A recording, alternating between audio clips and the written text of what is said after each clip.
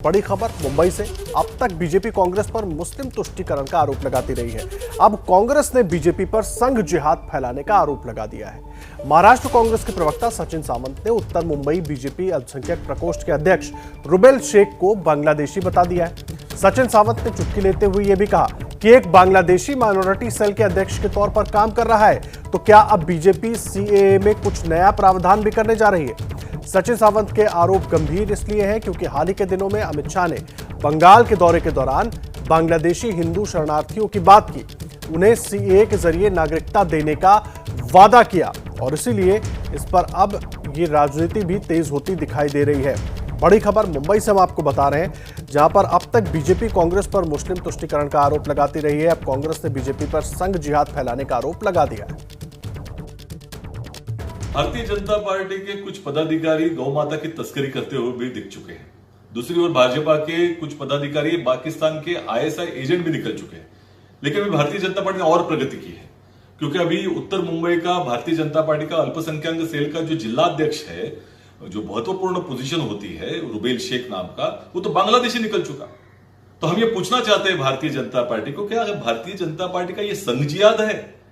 क्या सीएए कानून में कुछ भारतीय जनता पार्टी के विशेष कुछ अलग प्रावधान अमित शाह जी ने किए हैं? निश्चित तौर पर देश भर में एक कानून जनता के लिए होता है और भाजपा के लिए अलग कानून होता है। देखिए, बीजेपी नेता राम कदम ने कांग्रेस के आरोपों पर सफाई दी है। उन्होंने कहा कि कांग्रेस के आरोप बिल्कुल मनगढ़ंत हैं। जिस व्यक्ति विशेष की वे बात कर रहे हैं, जो बांग्लादेश का नागरिक पाया गया है, उस व्यक्ति की हमने किसी भी पद पर घोषणा नहीं की।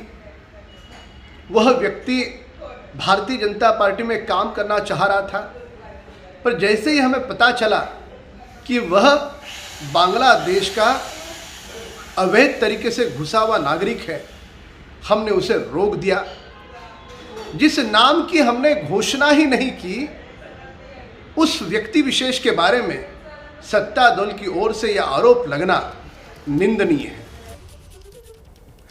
देखिए, अब इस पूरे मसले पर कांग्रेस ने बीजेपी को घेरने की कोशिश की है, जिसके बाद राम कदम सामने आते हैं और वो अपनी तरफ से सफाई देते हैं कि हमें जैसे ही जानकारी मिली, हालांकि उस व्यक्ति को हमने कोई पद नहीं दिया था, ये तमाम बातें हो रही हैं, लेकिन सीएए के जरिए एक बार फिर से घेरने की कोशिश हो रही है।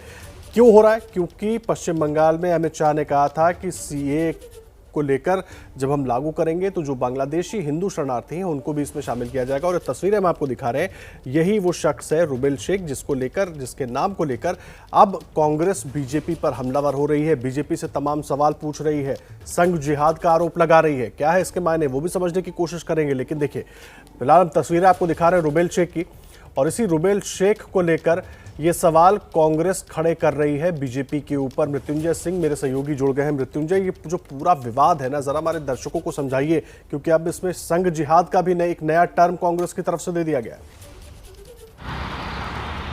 बिल्कुल आदर्श, देखिए, सबसे पहले समझना है कि पूरा मामला सामने कैसे आया। दरअसल मुंबई की मालवानी पुलिस को सूचना मिली थी कि कुछ लोग अवैध तरीके से फर्जी दस्तावेज बनाकर मुंबई के मालवानी मलाड इलाके में भारतीय नागरिक बनकर रह रहे हैं, जो कि वो बांग्लादेशी हैं। इसकी सूचना एटीएस को भी दी गई और एटीएस और स्थानीय पुलिस ने जगह जगह छापेमारी की और उसमें कुछ लोगों को हिरासत में लिया, कुछ लोगों को पकड़ा।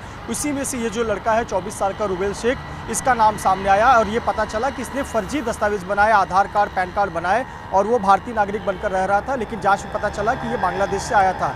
इसके बाद से पुलिस ने इसे गिरफ्तार कर लिया और गिरफ्तारी के बाद इसे कोर्ट में प्रोड्यूस किया गया। पहले ये कस्टडी में था, इस समय ये न्यायिक हिरासत में है, जेल में है, इसे जमानत नहीं मिली है। देखिए, आमतौर पर कोई बांग्लादेशी नागरिक पकड़ा जाता है तो उसे डिपोर्ट किया जाता है, लेकिन रुबेल शेख के मामले में एटीएस ने, पुलिस ने अभी तक डिपोर्ट नहीं किया है, क्योंकि पुलिस को लगता है कि एक बहुत बड़ा नेक्सस है जो कि इस प्रकार से अवैध तरीके से भारत में रह रहा है। अब इसका राजनीतिक मामला निकाला जा रहा है। इसमें कांग्रेस आक्रामक हो रही है, उसकी पीछे वजह है मुंबई से लेकर बंगाल तक की राजनीति। बंगाल में भाजपा जिस प्रकार से आक्रामक तेवर लेकर चल रही है, यहाँ बैठे बैठे कांग्रेस को एक पत्ता मिल गया है कि भाजपा के सांसद गोपाल शेट्टी के साथ में एक व्यक्ति नजर आ रहा है जो कि अपने आप को भाजपा अल्पसंख्यक मोर्चा का नेता बता रहा है, अध्यक्ष बता रहा है। तो कहीं ना कहीं कांग्रेस को एक बैठे बैठाए मुद्दा मिल गया, क्योंकि हमेशा से मुस्लिम तुष्टीकरण का आरोप भाजपा लगाती है कांग्रेस पर, लेकिन इस बार बॉल जो है वो भाजपा के खेमे में आ गया है। यहाँ पर बीजेपी थोड़ा बैकफुट पर नजर आ रही है, स्पष्टीकरण दे रहे हैं कि हमने कोई पद नहीं दिया था, लेकिन कहीं न कहीं नजर आ रहा है कि एक भाजपा के जो सांसद हैं उत्तर मुंबई के गोपाल शेट्टी, उनके साथ में वो नजर आ रहा है। और इलाके में बहुत सारे बैनर लगते हैं, तमाम जो त्योहारों के पर्व के पार्टी के बैनर लगते हैं, उस पर उस लड़के की तस्वीर नजर आती है। तो कहीं ना कहीं ये मुद्दा बैठे बिठाए मिल गया है। हालांकि मुद्दा अब राजनीति भाजपा और कांग्रेस के बीच है, लेकिन निश्चित तौर पर इस पर और भी राजनीतिक टिप्पणियां आनी बाकी हैं और आएंगी। एनसीपी और शिवसेना का रुख इस पर देखना होगा। कुल मिलाकर राजनीति बंगाल का निशाना है, जिसको मुंबई से साधा जा रहा है। जी, बंगाल को लेकर राजनीति का जो निशाना है वो मुंबई से लग रहा है, ये बहुत अहम बात आप करें। मुझे एक बात बताइए, राम कदम ने क्या कुछ कहा वो हमने अपने दर्शकों को सुनवाया। जो आरोप कांग्रेस की तरफ से लगाया जा रहा है कि बीजेपी में इसको पद मिला हुआ था, अल्पसंख्यक प्रकोष्ठ का ये अध्यक्ष था, उसको लेकर क्या पूरी जानकारी, क्या वाकई पद पर था या लगातार भी अपने आप को बीजेपी का कार्यकर्ता शो कर रहा था, क्या है ये पूरी कहानी, क्या है? देखिए, पर्दे के पीछे की कहानी ये है कि ये भाजपा के नेता हो चुकी है। मुंबई का जो मलाड मालवानी इलाका है, आपको बता दें कि उत्तर मुंबई इलाके में एक मुस्लिम बाहुल्य इलाका है। यहाँ पर कांग्रेस की पैठ मानी जाती है। यहीं से असलम शेख जो है वो कांग्रेस के विधायक है, कैबिनेट मंत्री हैं। लेकिन यहाँ जब लोकसभा चुनाव की बात आती है तो यहाँ एक बहुत बड़ा मुस्लिम पॉकेट वर्ग जो है वो गोपाल शेट्टी को निजी तौर पर बहुत पसंद करता है और गोपाल शेट्टी का वोटर रहा है। बहुत सारे जो मुस्लिम कार्यकर्ता है वो बीजेपी से यहाँ पर इस इलाके में जुड़े हुए हैं। इसी में जो ये लड़का है रूबेल शेख, जो हमारी जानकारी के मुताबिक ये भी भाजपा के कार्यक्रमों में शामिल होता था, सक्रिय था, कई भाजपा के कार्यक्रमों में दिखता था। तो चूंकि ये पद वितरण हो रहा था, आगे जो बीएमसी चुनाव होने उसको लेकर अलग अलग क्षेत्रों के वार्ड के पद वितरण में इसे कोई पद दिया गया था अल्पसंख्यक मोर्चा का। और लेकिन इसके पीछे भाजपा को भी क्या, मुंबई पुलिस को भी नहीं पता था, एटीएस को भी नहीं पता था कि ये बांग्लादेशी नागरिक है। ये तो एटीएस की जांच में निकल करके आया है कि ये बांग्लादेशी नागरिक है। ऐसे पर भले अब बीजेपी बैकफुट पर है, पर सत्यता यह है कि किसी ने बैकग्राउंड किसी की चेक नहीं की, एक कार्यकर्ता के तौर पर उसे देखा गया और उसे बीजेपी ने पद दिया था। ऐसी जानकारी अब तक हमें निकलकर सामने आ रही है। जी, अहम जानकारी आप दे रहे हैं मृत्युंजय, बहुत धन्यवाद आपका।